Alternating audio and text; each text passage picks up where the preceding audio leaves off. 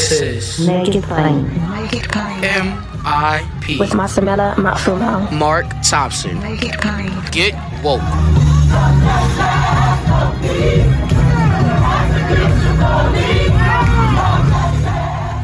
Ladies and gentlemen, it's a pleasure to have back on Make It Plain the Deputy Secretary of Commerce, who's also a fellow Hoya, and whose great-great-great-great-grandparents founded Uber, so to speak. Well, the first, so to speak, because they had a horse and buggy and taxi service. That was the Uber back then, it just wasn't called that. And it happened to be actually on the same site where the Department of Commerce actually is. He was also counsel to President Biden during the presidential campaign. Again, Deputy Secretary Don Graves with us from Commerce. How you doing this morning, Doctor? I'm great, Reverend. It's so good to be with you. Thanks for having me on again. Of course, it's a pleasure to have you. So yesterday, on Monday, I should say, a lot of fanfare at the White House, the signing of the bipartisan infrastructure bill, one of the biggest pieces of legislation signed by a president in history. I don't think there's ever been quite $1 trillion figure put on something like that, especially when it comes to infrastructure. So first of all, let's start there. So this would be either comparable or surpass the types of things FDR did, or even Eisenhower did when it came to the highways, right? That's exactly right. This is the most significant long-term investment in the infrastructure in this country in a century.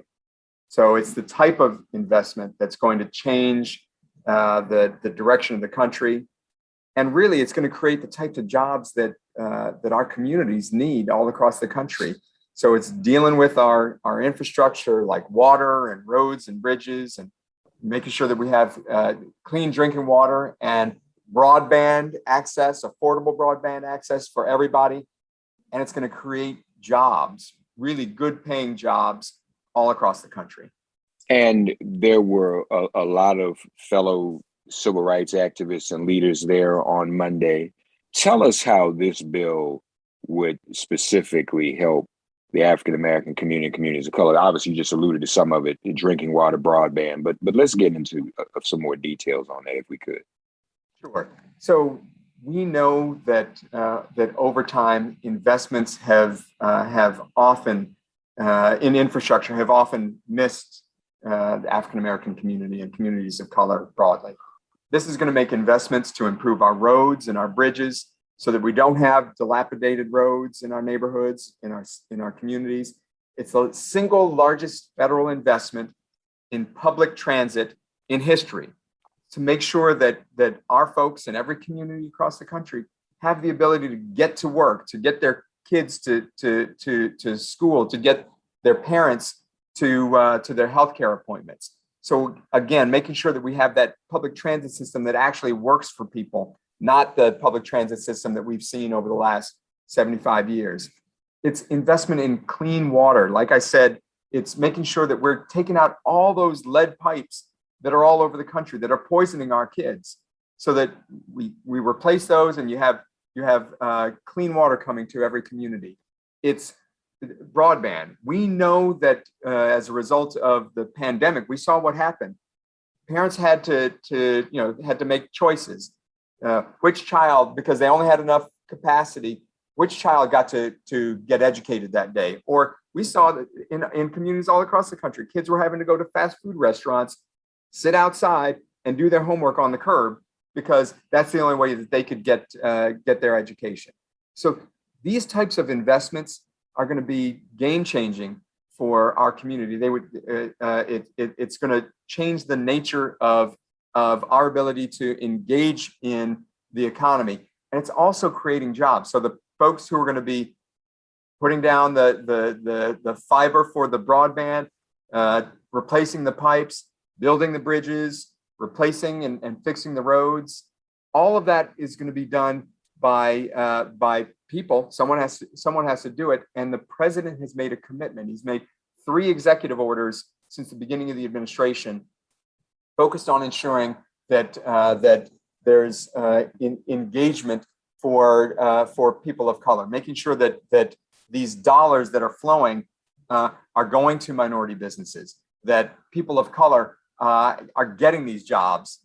So it's not only changing our neighborhoods, but it's also making sure that we have good jobs in all of them. More MIP after this message.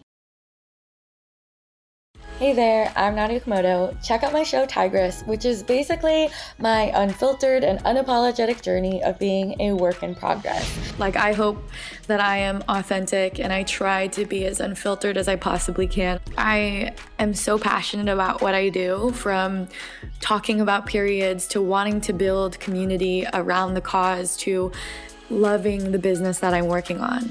Tune in each week on Apple Podcasts, Spotify, or wherever podcasts are streamed.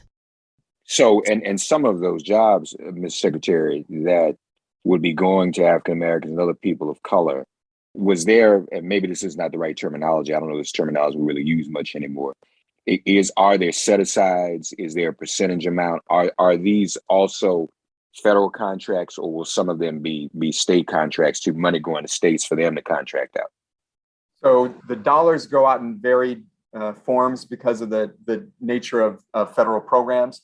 But even the state and local programs, the dollars that go to state and local programs, we can put guardrails around those programs to ensure that there's equity, that there's inclusion in all of those programs, so that we can make sure that minority contractors, minority businesses are participating, to make sure that the companies that are receiving these dollars have strong diversity programs in place.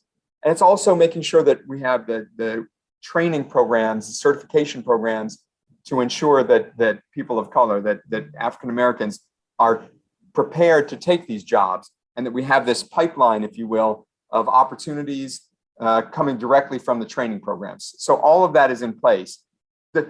Perhaps the most exciting piece for me is that there's this small agency here at the Department of Commerce called the Minority Business Development Agency. It's the one part of the federal government, the one office whose sole focus is making sure that minority businesses in the long run have the type of success, the health, the viability, the training, the financial support that they need to be successful.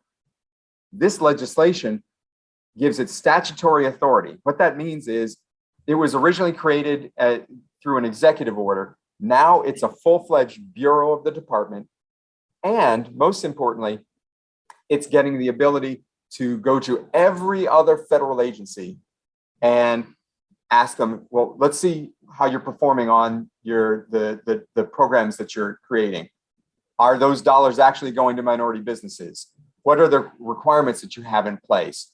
We want to see your data, and then holding them accountable if they aren't doing what they're supposed to do. So it's really giving some teeth to an agency whose sole focus is minority businesses.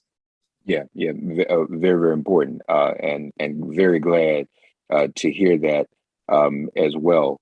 One other area, as a matter of fact, a couple of weeks ago, I had another guest on my show. You may know her, Professor Cheryl Cashin. She's another Hoya, teaches at Georgetown Law Center. Right. You may know she's written a book a bit, on the history of segregation, redlining, and whatnot. But inclusive in that is another part of history that probably at this hour deserves more attention: how transportation affected Black communities, and highways went through communities, and all of that. Yes. And I think I read somewhere that part of this also addresses dealing with some of the ramifications of that historically, communities that can be actually maybe even be restored with renewed investment. Do I have that right? You do. We all know what happened, 60, 70 years ago, even more recently, when highways paved over neighborhoods, the Black Bottom in Detroit, a thriving neighborhood where the heart of Black businesses. The highway system, they just tore down the neighborhood, built a highway, so it split the neighborhood and tore it and basically ended all of these Black businesses. What this new law will do is make the type of investments to repair to restore neighborhoods, to ensure that we're thinking about the impact on our communities of color, and also thinking about environmental issues, because that's the other thing. When you put a highway through a community, and especially if it has all these big trucks, kids are breathing in all of that. Right. So we have to make decisions on investments in transportation, both on the highways to clean it up so that our kids aren't breathing it, but also huge investment in things like replacing school buses. Because if you replace the school buses with electric vehicles or with clean vehicles, the kids aren't breathing the fumes from those buses. So it's trying to get at all these issues that impact our community in ways that are both insidious and systemic. Yeah. More MIP after this message. And of course, you mentioned the lead pipes and the water issue. Let me ask you this, so just a little bit off. Well, it is somewhat infrastructure, I guess. Do you and your department also deal with this current crisis that obviously the right is more obsessed over than anyone else, but it is somewhat of a crisis, and that's the supply chain. Does Commerce deal with that? Tell us about how that works and how, if any way, you all are able to deal with it. Well, we're spending a lot of time focused on the supply chain. We know that it's a challenge right now, but it's a challenge that's been coming for a long time. Obviously, the pandemic has had a huge impact on supply chains all across the globe. We know that manufacturing plants all across the globe have been shut down. It's affected our transportation systems.